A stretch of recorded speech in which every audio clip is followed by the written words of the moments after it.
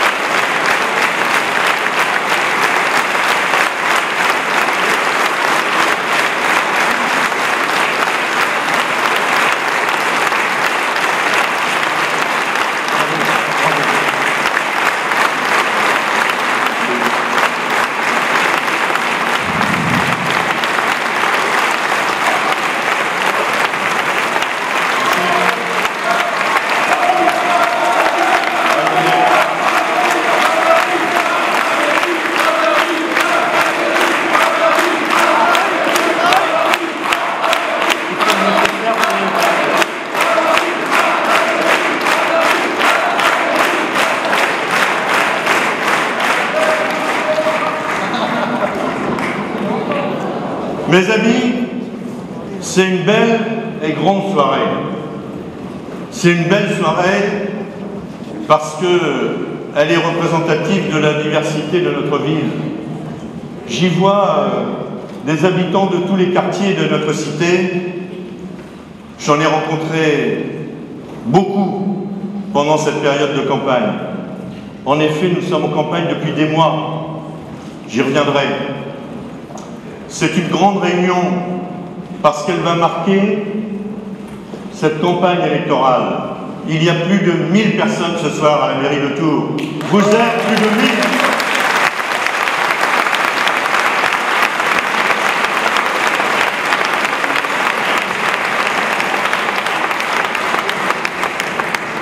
C'est aussi une grande réunion parce que, Bruno l'a dit, on ressent une vibration, on ressent une mobilisation, on ressent la dynamique de la victoire dans votre présence, dans vos regards, dans votre attention, dans votre volonté de vaincre.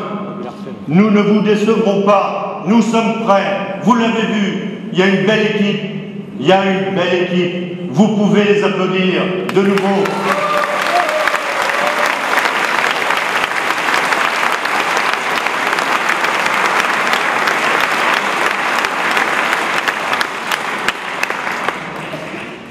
L'objectif n'était pas facile, celui que vous aviez assigné.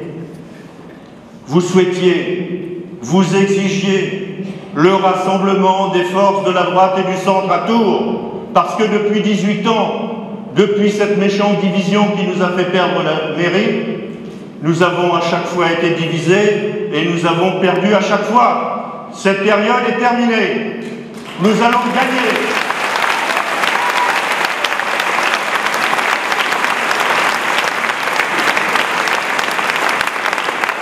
Rassembler, ce sera difficile. Diviser, ça a été impossible à chaque fois.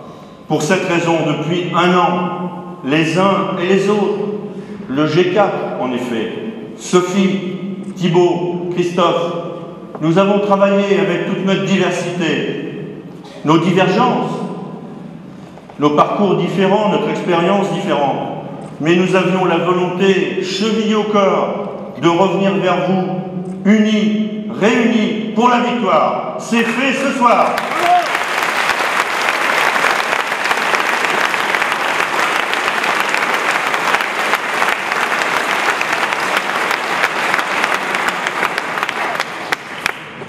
Alors cette campagne, nous la menons depuis des mois.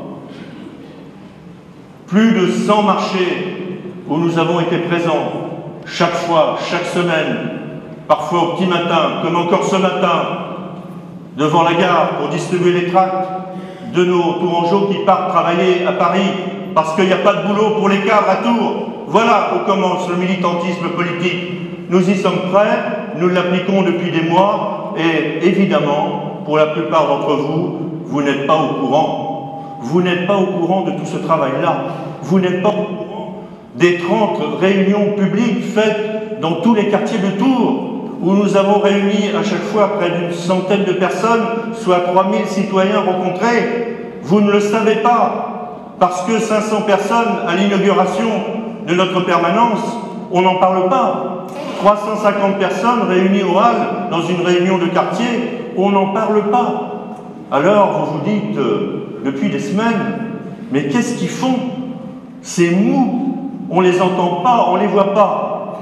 C'est pas faute de travailler, chers amis, matin, midi et soir. Je vous assure que nous avons mené une campagne magnifique. Et le premier résultat, c'est votre présence ce soir. Vous savez que nous avons travaillé.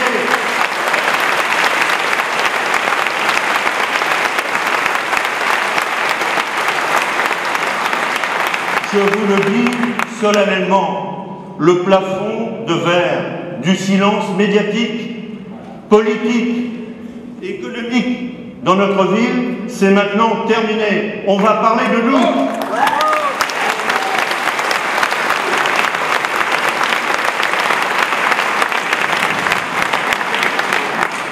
Nous le disons gentiment, nous le disons, on me le reproche parfois.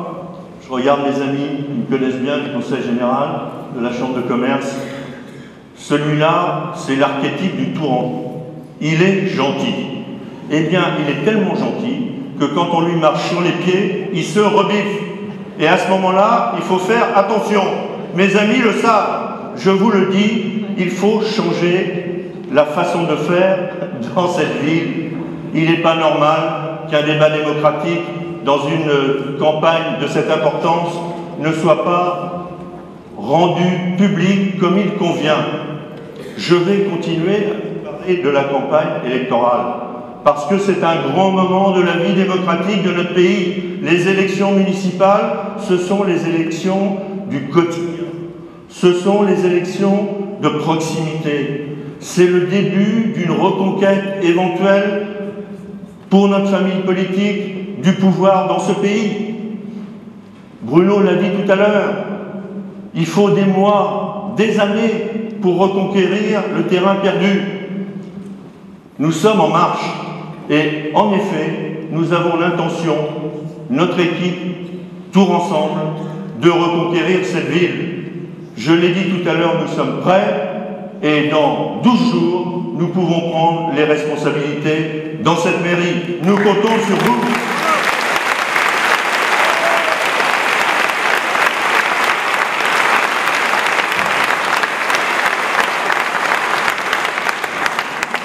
Alors, une campagne, c'est évidemment une équipe. Je suis extrêmement fier de cette équipe, pour de multiples raisons. D'abord parce qu'on y retrouve comme ciment l'alliance des deux grands partis d'opposition, l'UMP et l'UDI. Et je remercie les membres de ces deux partis d'avoir fait l'effort du rassemblement.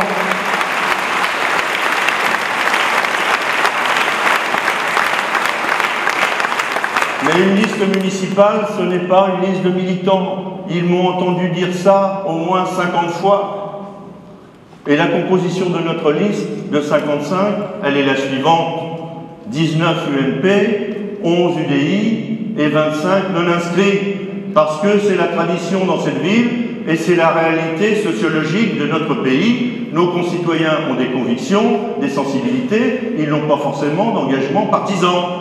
Alors les partis sont présents, ils sont puissants, forts, organisés, mais à côté d'eux, ils ont besoin des citoyens et de la société civile. C'est ainsi qu'on constitue une liste.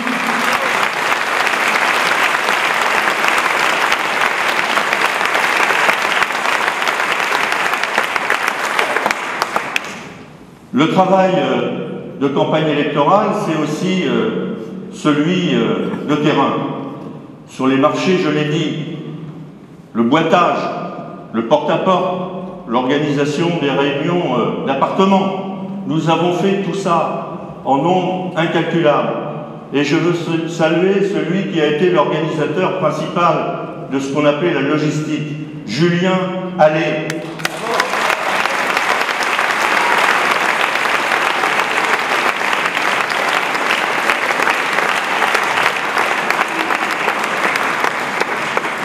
Et puis, Une campagne électorale, c'est aussi les sympathisants qu'on a su, au cours du temps, réunir, intéresser, à qui on envoie périodiquement la fameuse newsletter du lundi qui vous tenait au courant de nos travaux, si bien qu'il n'y avait pas besoin de lire le journal. D'ailleurs, vous n'auriez pas appris grand-chose dans le journal.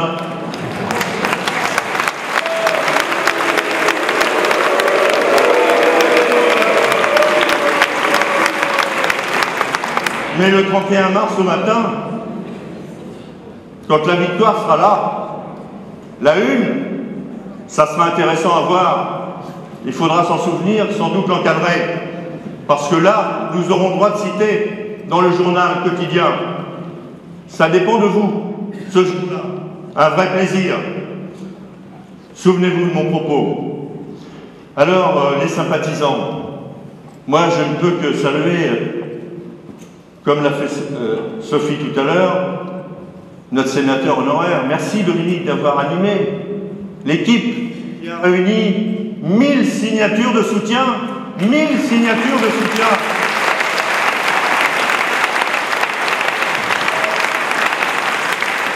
Des Tourangelles et des Tourangeaux, des quartiers de Tours, tout simplement, nos concitoyens, qui, les uns et les autres, se sont engagés à soutenir notre démarche pour reconquérir la ville. C'est autre chose que les 10 soutiens du sénateur-maire sortant, qu'il a piteusement aligné dans 3 colonnes du journal pour indiquer quelques people qui le soutenaient. Notre équipe, notre liste, elle est soutenue par la population tourangelle, par vous.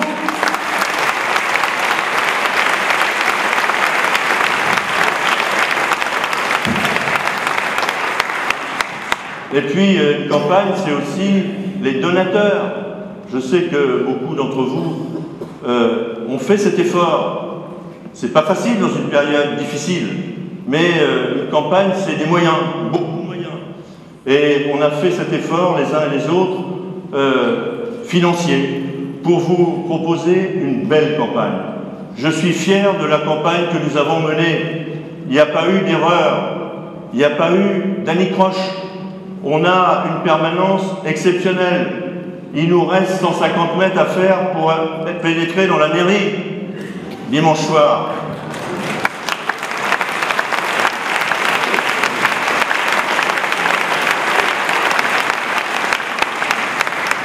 On a donné le meilleur de nous-mêmes.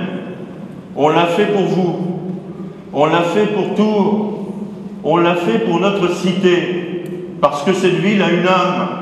Parce que nous en sommes fiers, parce que nous souffrons de la voir diminuer dans tous les classements, dans tous les sondages. À chaque fois, Tours dégringole. À chaque fois, nos concurrents, voisins, Orléans, Angers, Le Mans, sont toujours devant. Ce n'était pas le cas autrefois. Je vous citerai quelques chiffres, mais j'en ai presque assez de rabâcher ces chiffres-là. Parce qu'à chaque fois, ils sont mauvais pour nous. Il y a un seul classement où on est bien placé, et on a loupé la première marche. Tours, si je puis dire, la ville, je ne voudrais même pas la mêler à cela. Le sénateur-maire est deuxième ex-aequo dans un classement. Enfin, une bonne place. C'est le classement des cumulards de France. Voilà où nous sommes bien placés.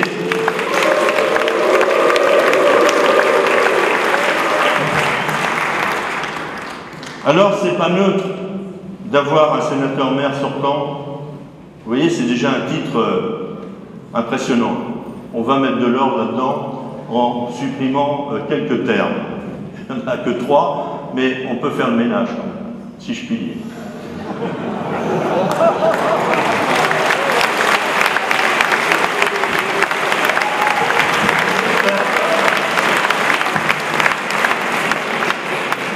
Quand on a charge, ce n'est pas faire injure à la personne d'imaginer que c'est évidemment difficile d'assumer la totalité de ses fonctions, de ses mandats très nombreux.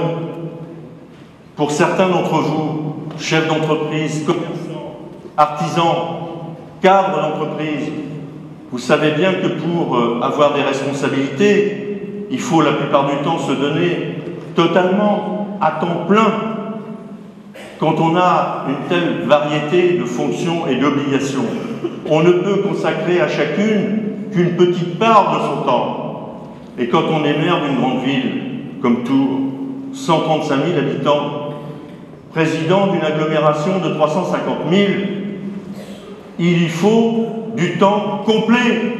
On ne peut pas être commerçant, artisan, patron de PME de 30 personnes à temps complet, et quand on a 3 000 salariés, 135 000 concitoyens et 350 000 membres dans une communauté, n'être là que quelques jours par semaine, aller à Paris la plupart du temps, traiter les affaires de Tours entre deux trains, en somme, être un maire TGV, comme il y a des profs TGV qui habitent Paris, qui viennent donner des cours à l'université François Rabelais, entre deux trains.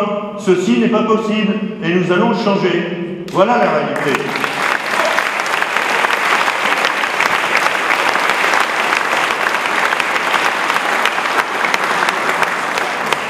Alors, vous avez apprécié les propos de Bruno Le Maire. Moi aussi, parce que j'ai décidé de faire ce que je dis. Et j'ai dit, je m'engage dans cette campagne en me libérant de toutes mes obligations. Les entreprises, je les ai cédées. La chambre de commerce, je suis en retrait.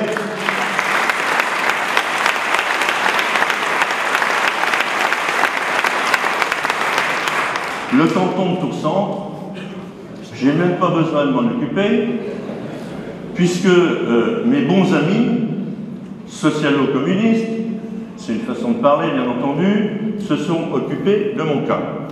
Puisque Tours-Centre ne vote pas bien, et ceci depuis des décennies, je rappelle les noms de mes prédécesseurs sur ce canton historique qui représente une population particulière, attachée aux traditions tourangelles sur les quartiers historiques de la ville.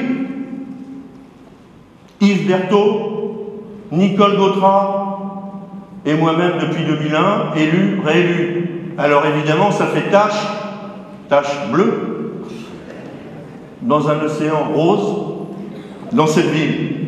Alors on dit, on profite du découpage et on supprime Tours-Centre. Je voudrais vous citer à cette occasion une phrase paradoxale de Bertolt Brecht. Puisque le peuple contre le gouvernement, il faut dissoudre le peuple. Eh bien, voilà la réalité socialiste.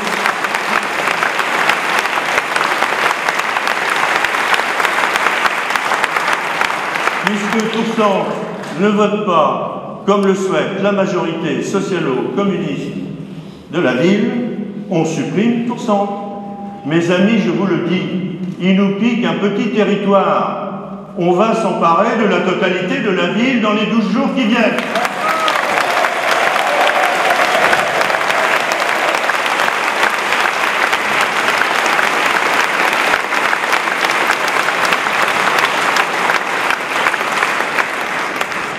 Cette affaire de cumul, il va falloir quand même que le sénateur maire sortant s'exprime avant le premier tour. Il n'y a plus que quelques jours. On a tout essayé. On a tout essayé.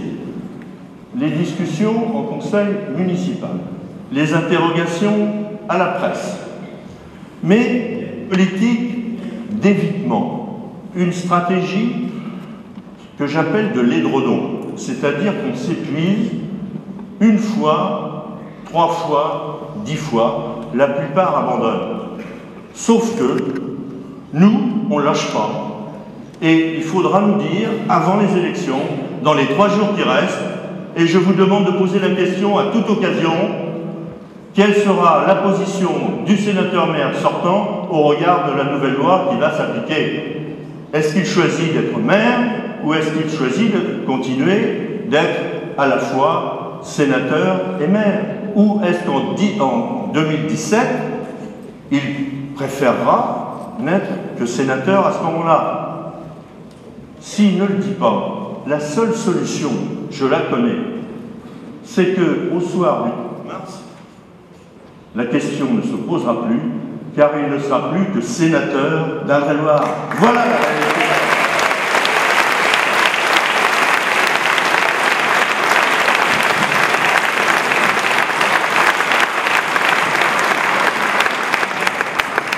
Mes amis, on a plaisir dans cette campagne.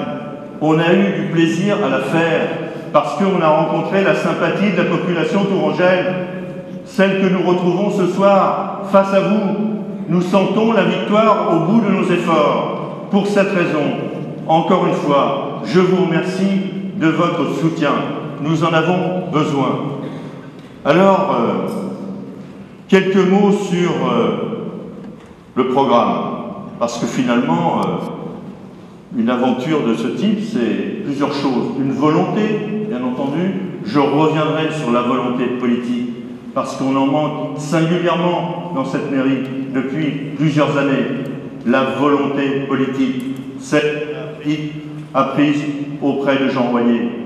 Comment travailler la réalité pour la modifier? C'est ça l'honneur et le travail de l'homme politique, de l'homme d'État en l'occurrence, qui était Jean Royer.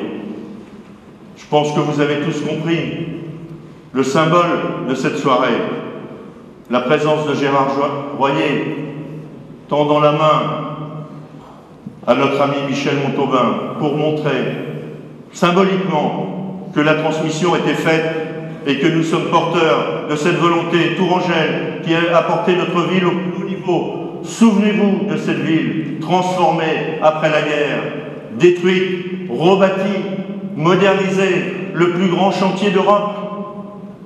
Alors là, nous étions fiers de notre ville, nous étions fiers de notre maire. Il faut retrouver cette fierté, mes amis. J'espère qu'ensemble, nous pourrons partager cela très bientôt.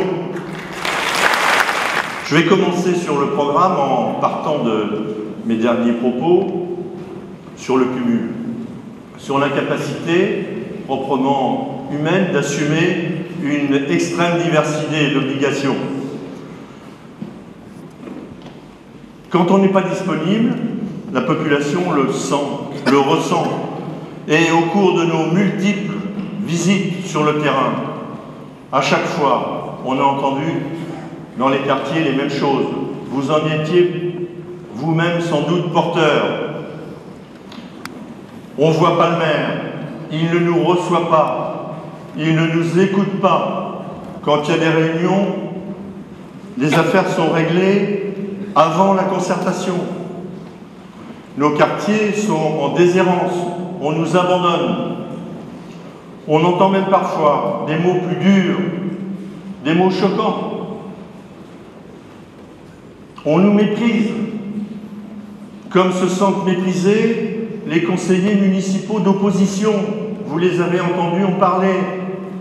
Ce ne sont pas des personnes qui débarquent dans la vie politique. Ce sont des politiques expérimentés. C'est une députée européenne qui vous dit cela. La réalité, c'est que l'opposition municipale est maltraitée. La réalité, c'est que notre population n'est pas bien traitée. Quand des concitoyens, dans une démocratie, se plaignent d'être méprisés, on n'est pas loin de difficultés dans l'organisation de notre système démocratique. La réalité dans une démocratie, c'est le contraire du mépris, c'est la considération. Et je vous le dis très clairement, il faut renouer avec ce lien particulier qui rassemble les élus et la population. Quel que soit le quartier d'origine des Tourangelles et des Tourangeaux, quelle que soit leur origine, quelle que soit leur couleur de peau, quelle que soit leur religion, ils sont tous concitoyens d'une même ville. Ils ont droit à la même considération. Ce terme-là est important.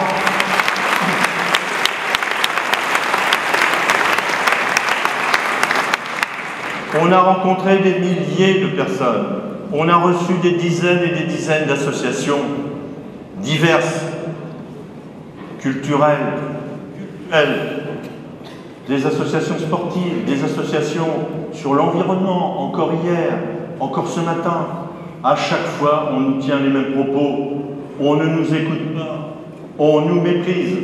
Eh bien, je vous le dis ce soir, cet état d'esprit-là doit changer.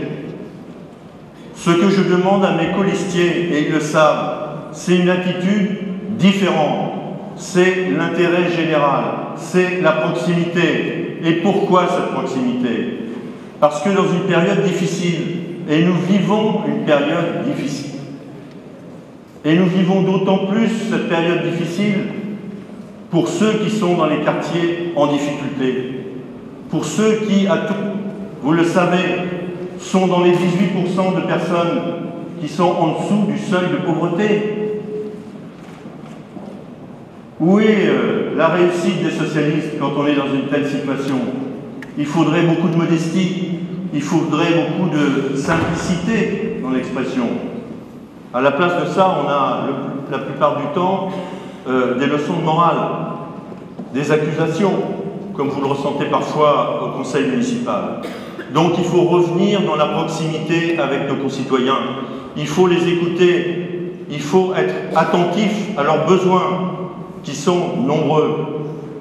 Depuis 2008, notre population est inquiète, et elle l'est d'autant plus qu'elle se trouve pour partie dans la précarité, dans la difficulté quotidienne. Ceux qui sont malmenés sur le plan économique, ceux qui sont en retrait sur le plan culturel, qui ne comprennent pas où va notre société, pour lesquels tous les marqueurs habituels disparaissent. S'ils n'ont pas à côté d'eux des élus de terrain, des élus de proximité, qui les écoutent, qui les accompagnent, eh bien, la nature a horreur du vide, en politique aussi.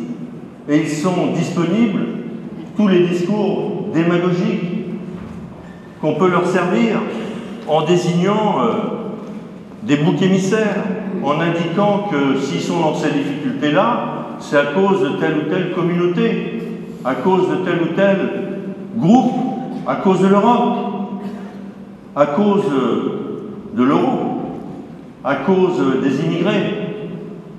Et évidemment, le résultat, c'est celui que nous évoquions tout à l'heure sur le plan politique. Un jeu malsain mené par les socialistes depuis Mitterrand, mais qui se réédite à chaque fois. On le sait bien, les élections intermédiaires sont difficiles pour les pouvoirs en place. Et cette fois-ci, plus que tout autre, parce que depuis 2 ans, notre peuple souffre. Alors les socialistes au pouvoir ont considéré qu'ils allaient perdre beaucoup de villes lors de ces élections municipales. Et la malveillance s'est mise en route. Et en mai 2013, on fait voter une loi pour modifier la règle du jeu.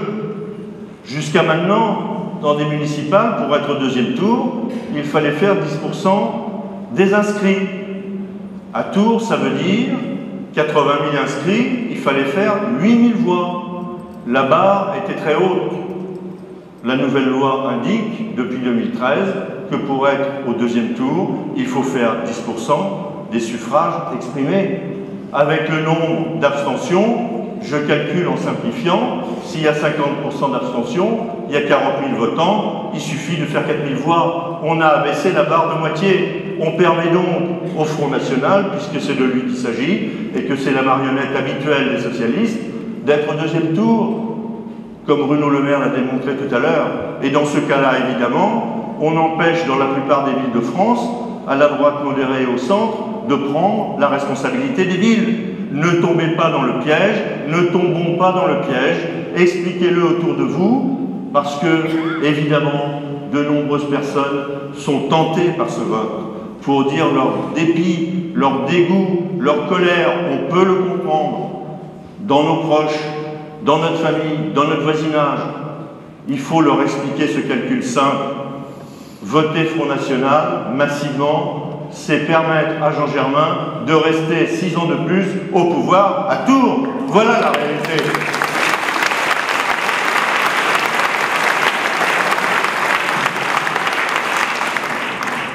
Alors dans notre programme, on essaye de répondre à ces inquiétudes. Vous savez, les Français ont mis en avant 3 thèmes principaux pour les municipales dans leur inquiétude. L'emploi, la sécurité et la fiscalité. On retrouvera ces 3 thèmes dans notre programme, bien entendu. Classés sous 3 axes de réflexion.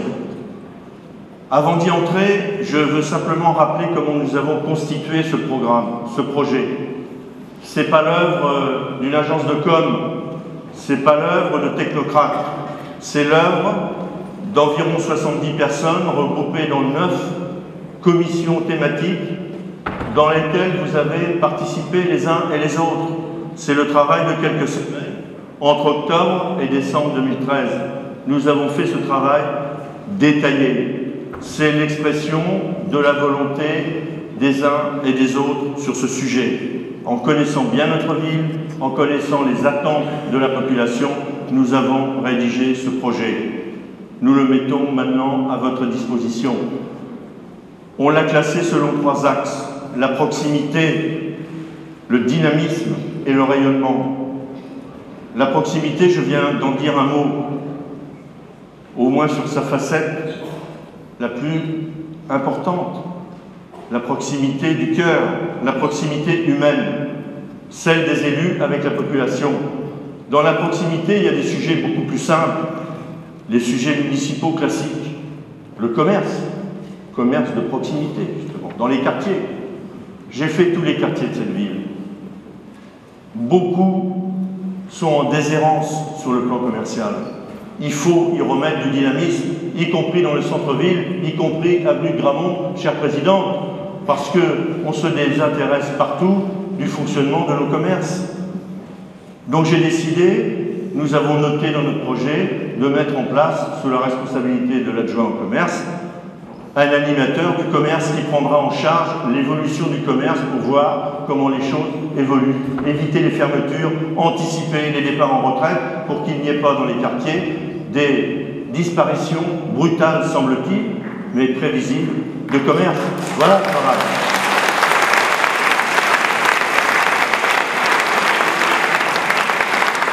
Dans les sujets de proximité, il y a aussi l'urbanisme. Alors là, les Tourangeaux souffrent. La fierté que nous avons pour cette ville, pour son harmonie architecturale de ville ligérienne, pour le travail qui a été fait au cours du temps dans le tracé urbain de notre cité. Tout ça est battu en brèche. Ceux qui viennent ce soir de Tournord le savent bien.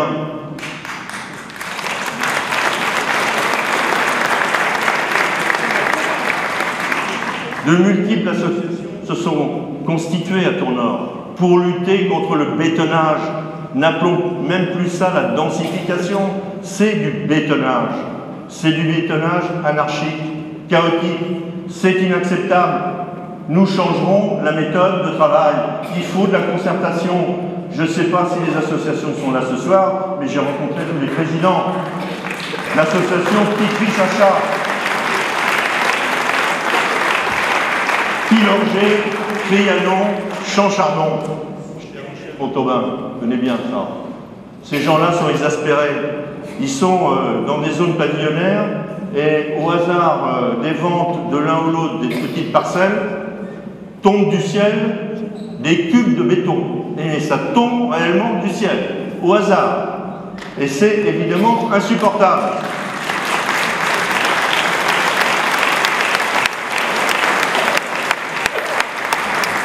Et vous avez raison de vous rebiffer.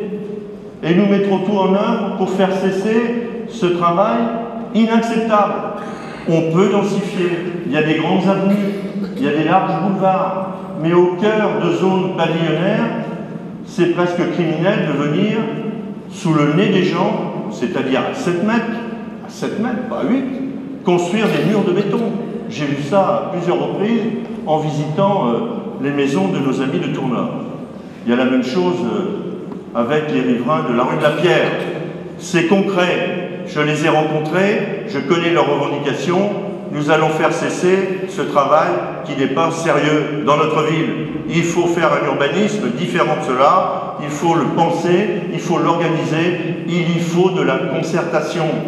De la concertation, c'est pas dur, c'est le b.a.-ba de la vie démocratique. Rencontrer les concitoyens, discuter avec eux, prendre des décisions après la concertation, pas avant. Dans la proximité, il y a aussi la voirie. Alors là, on me dit dans tous les quartiers, mais regardez dans quel état est notre quartier. Alors là, voilà. «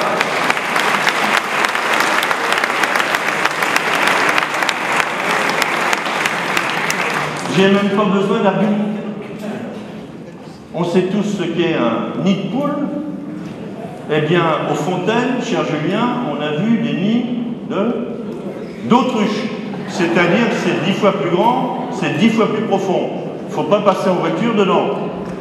Mais pour ceux qui aiment le sport automobile, on peut aller sur le parking du parc des expositions, dans le fameux circuit NASCAR. Voilà. Alors je vais vous raconter le circuit NASCAR. On fait un premier virage l'année dernière à 320 000 €. C'est déjà pas rien pour un virage. Mais pour que le circuit soit complet, vous avez bien compris, il faut absolument un deuxième virage en face. Parce que sinon, on se met sur orbite et il n'y a pas de circuit NASCAR. Bon. Donc c'est cette année 2013, 750 000 € le deuxième virage, parce qu'il est relevé. Parce que dans les circuits NASCAR, il faut un virage relevé. Voilà, ça fait déjà plus d'1 million d'euros. Et on n'a pas de sous pour boucher les nids de poules.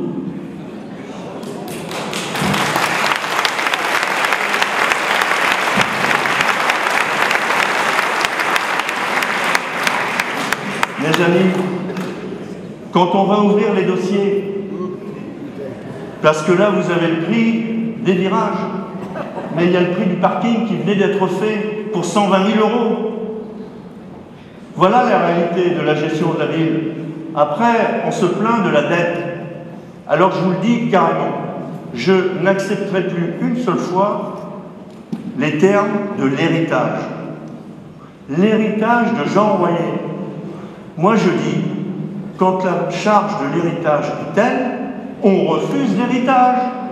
On refuse l'héritage. Hein?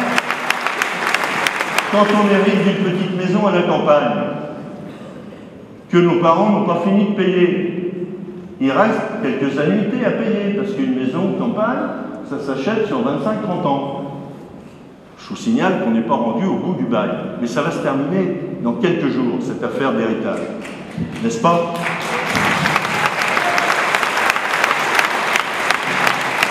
On reçoit une petite maison de campagne sympathique, mais la charge qui reste à rembourser nous semble trop lourde.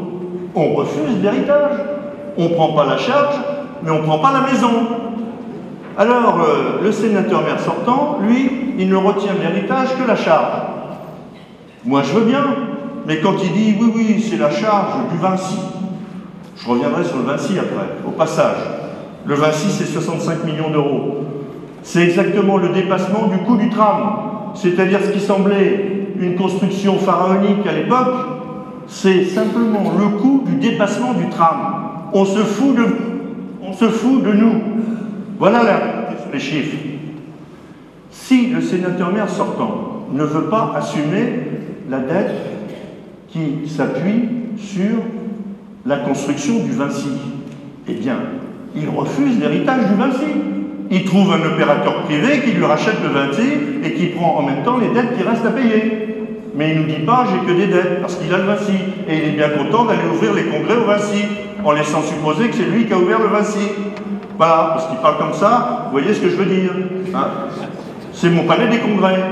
Alors on ne peut pas à la fois dire il y a des dettes, et de l'autre côté, ne pas accepter de prendre en considération ce qui a entraîné les dettes. Un autre exemple, qui là nous touche au cœur, parce que c'est le travail de bâtisseur de Jean Royer qui est remis en cause. Quand on construit un quartier entier aux 2 Lyons, on est bien content d'avoir à payer quelques dettes pour le travail de remblai qui a été fait sur cette plaine alluviale, le travail de canalisation du Cher qui a été fait pour éviter les crues, le fait qu'on y ait mis la fac de droit, alors que le président de l'université de l'époque était Jean Germain, et que le maire de Tours de l'époque n'était pas obligé de financer, pour 60 millions de francs à l'époque, la fac de droit. Si tout ça lui semble très cher à continuer à payer, il refuse l'héritage. Mais il ne dit pas « je construis, regardez comme je suis malin, un quartier », mais « oh là là, les dettes que m'a laissées l'ancienne majorité, c'est insupportable ». alors vous me verrez sur ce sujet-là intraitable. Je ne veux plus entendre parler d'héritage, parce qu'on n'est qu'à 18 ans, et une dette sur ces grands investissements-là, c'est sur 30 ans. Voilà comment les villes fonctionnent, partout en France.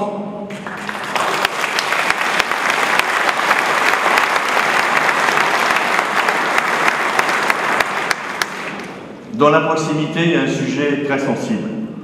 C'est la sécurité. Alors je vous l'ai dit précisément, nous serons intraitables sur ces sujets-là. D'abord, ne pas laisser ce thème à la discrétion des extrêmes, parce que c'est un sujet qui doit être pris en compte par tous les élus, parce que la sécurité et la tranquillité publique dans une république, dans un état de droit, ça doit être le partage de tous les citoyens. Et la politique de sécurité, c'est pas seulement les caméras, comme on essaye de nous caricaturer en disant Babary et son équipe, ils veulent multiplier le nombre de caméras, point à la ligne. La caméra, c'est un outil dans l'un des volets de la politique de sécurité. Alors, on ne va pas nous la faire non plus là-dessus. Notre politique de sécurité, c'est beaucoup plus complexe que ça. Notre politique de sécurité, elle commence par la prévention, parce que c'est pas la peine de laisser se développer des difficultés dans un certain nombre de familles qui sont incapables d'assumer leur autorité, avec des gamins de 7, 8 ou 9 ans qui sont dehors le soir jusqu'à minuit, qui servent de petites mains pour tous les trafiquants, qui sont déjà payés et qui risquent de tomber dans la délinquance assez vite. Parce que leur famille est déficiente, souvent des familles monoparentales, et le plus souvent des familles tenues par une mère célibataire avec 3-4 enfants. Donc occupons-nous déjà de ces cellules familiales fragiles. Les parents eux-mêmes pour renforcer leur autorité, et les gamins pour éviter qu'ils traînent le soir et la nuit dans les rues, en les accompagnant pour leurs études, leurs compléments, leurs loisirs, etc. Et puis ensuite, il y a les ados. Il faut encadrer les adolescents pour leur permettre de ne pas sombrer dans la délinquance. Parce qu'à 13-14 ans, si les parents n'ont pas d'autorité, le risque est grand de les voir rapidement dans un cycle infernal. En ce moment même, mes amis, rue Henri Martin, dans la prison de Tours, je l'ai visité avec Sophie, dans le quartier des jeunes, il y a des gamins de 14 ans. Quel avenir pour eux? Il faut se préoccuper de ces jeunes-là avant qu'ils tombent dans la délinquance et qu'ils commencent leur vie, avant même d'être adultes, dans une prison. Voilà le volet. On est loin de l'image qu'on veut nous donner. Et puis ensuite, évidemment, il y a la dissuasion. La dissuasion, c'est à la fois les agents de la police municipale, il y en a 97 à Tours, c'est suffisant. On n'a pas besoin d'avoir un régiment de policiers municipaux, mais on peut revoir leur mission. Autre outil, autre moyen de dissuasion, les caméras. Mais ce n'est qu'un outil, ça dépend où on les met, et ça dépend ce qu'on demande aux agents qui surveillent derrière les caméras. Parce que pour l'instant, il y a 65 caméras à Tours, mais il y en a 40 qui surveillent les bâtiments municipaux, et seulement 25 pour les endroits sensibles. Et les endroits sensibles,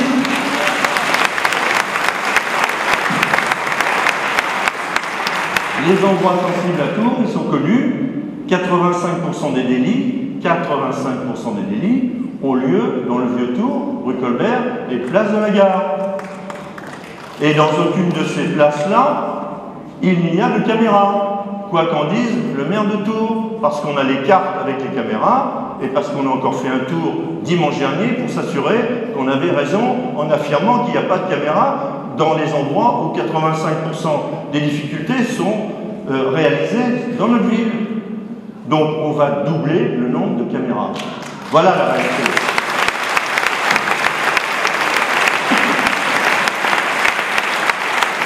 Et ça ne sera pas puisqu'à Orléans, qui est une ville similaire, il y a à peu près 120 caméras en place.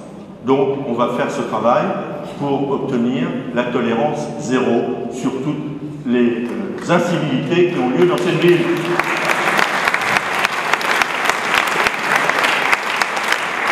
Les incivilités, ça commence au tag, ça commence aux personnes et aux gamins qui cassent les rétros, tout Tout ça rend la vie impossible et c'est pas supportable. Nous allons nous en occuper.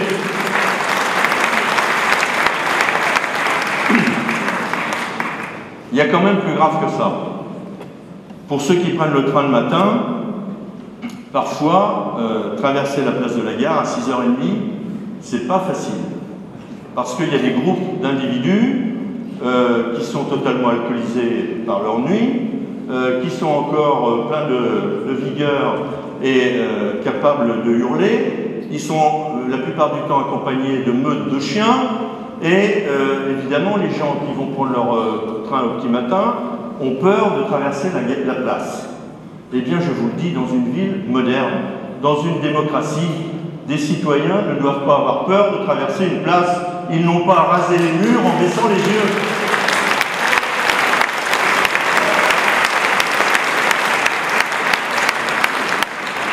Et puis, dans une politique de sécurité, il y a un troisième volet, c'est la sanction. Si tout ce qui précède n'est pas suffisant, il faut sanctionner. Mais il faut le faire avec intelligence et humanité. On ne va pas faire aller en prison des gamins qui ont fait des blagues ou qui ont fait quelques bêtises. Parce que, voilà, c'est le bénéfice de la jeunesse de pouvoir faire parfois quelques bêtises. Et les juges savent bien cela, puisqu'ils condamnent la plupart du temps les primo-délinquants à des heures de TIG, travaux d'intérêt généraux. Il faut que vous sachiez que la ville de Tours ne permet pas d'effectuer des travaux d'intérêt généraux dans ses services. Moi je souhaite, et nous le ferons dès que possible, d'ouvrir les services de la ville aux primo-délinquants qui ont des heures de TIG à effectuer pour que le type qui a fait des graffitis, il voit comment on les efface.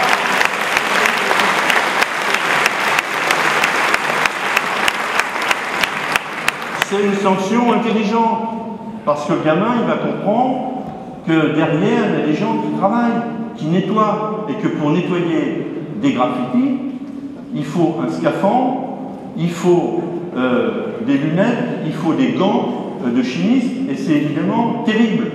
Donc il ne va pas recommencer et il va le dire à ses copains. Voilà pour la sécurité. Alors on m'indique que le temps passe, et effectivement, j'ai l'habitude de mettre ces sujets-là. Mais je ne veux pas non plus bâcler les choses. Il reste deux thèmes. Je les prends d'une façon très simple. Le dynamisme, vous l'avez compris, le cœur de ce projet, c'est l'emploi. L'emploi produit par les entreprises privées. L'emploi qui provient de la création de richesses par le développement des entreprises. C'est le seul emploi qui vaille. Les emplois artificiels proposés par les socialistes, c'est uniquement à partir de fiscalité, c'est-à-dire un appauvrissement des ménages et des autres entreprises.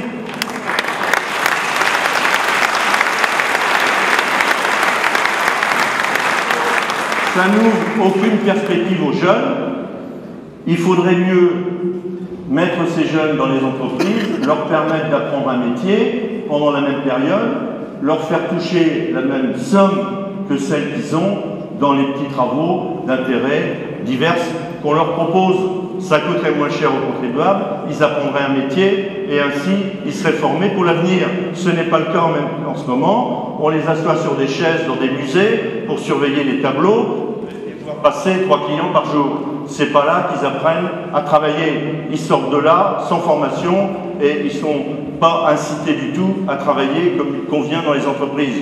Donc il faut changer cela, il faut mobiliser les entreprises et au traitement social du chômage, je préfère le traitement humain du chômage. On prend les gens un par un, on prend les entreprises une par une, on mesure les avantages des uns et des autres et on les fait se rapprocher. Voilà ce que je vous propose dans les jours et dans les mois qui viennent. Une mobilisation générale. Depuis 2008, depuis le début de la crise, je n'ai pas vu le maire de Tours remonter les manches, enlever la veste et travailler directement sur le problème de l'emploi et du chômage. Voilà la réalité.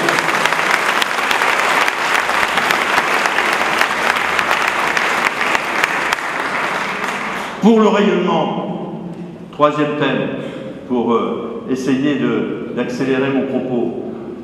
Ça a été dit tout à l'heure par Sophie. Ferons de voir notre ville s'éclipser petit à petit, y compris par rapport à ses concurrents locaux. Orléans, Angers, Le Mans. Il faut retrouver le rayonnement de notre ville. C'est une ville capitale, c'est une ville royale. C'est la porte d'entrée du Val-de-Loire. Je dois vous dire mon inquiétude de voir maintenant Blois nous supplanter dans ce domaine. Parce qu'on trouve dans le Loir-et-Cher une volonté politique que nous n'avons pas ici, vis-à-vis du tourisme. Dans le Loir-et-Cher, il y a Chambord, 1 million de visiteurs, mais les élus du Loir-et-Cher ont pensé que c'était insuffisant, un château, pour animer le tourisme, et ils ont donc accompagné l'initiative d'une famille au zoo de Beauval pour la faire émerger et signer un contrat avec la Chine pour faire venir des pandas.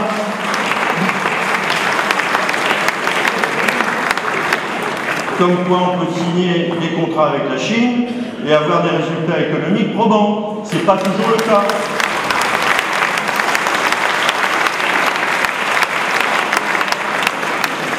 Vous trouverez dans notre programme la totalité de nos idées sur ces sujets-là. Dans les rayonnements, nous fourmillons d'idées. On a des grands personnages. Léonard de Vinci, puisqu'on parle de Renaissance, il faut utiliser ce grand personnage pour faire de Tours un centre qui va briller sur la Renaissance, parce que sinon, ça nous échappera. Il faut s'appuyer sur un personnage emblématique de notre ville, Saint-Martin, parce qu'on ne peut pas penser à l'avenir et bâtir l'avenir si on ne s'occupe pas de nos racines.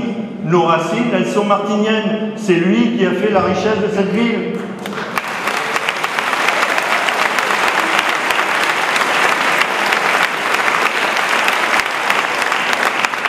Il faut s'appuyer pour le rayonnement sur la francophonie, parce que dans le monde entier, on sait que c'est ici qu'on parle le français le plus pur. Et dans ces conditions, on doit pouvoir développer à Tours un centre de ressources pour la pédagogie du français dans le monde. Ça coûte pas cher avec les moyens modernes de communication. Et ça permet de rayonner dans le monde entier, à partir des ambassadeurs que sont les anciens élèves de l'Institut de Touraine, qui existe depuis 100 ans, qui accueille 2500 étudiants par an. Voilà des idées de développement, voilà des idées de rayonnement.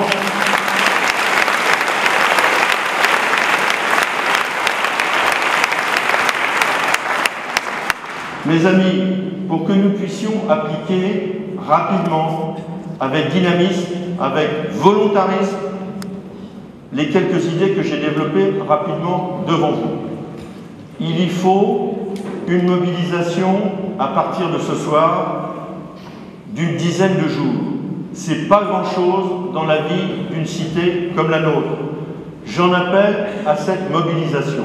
Je compte sur vous. Je suis sûr de votre appui dans les derniers jours de campagne. Nous comptons sur vous. Nous sommes prêts. Nous avons beaucoup travaillé. Nous avons rencontré beaucoup d'entre vous et beaucoup de nos concitoyens. Ils nous attendent. Tout dépend de vous. Merci de votre attention. Merci de votre soutien.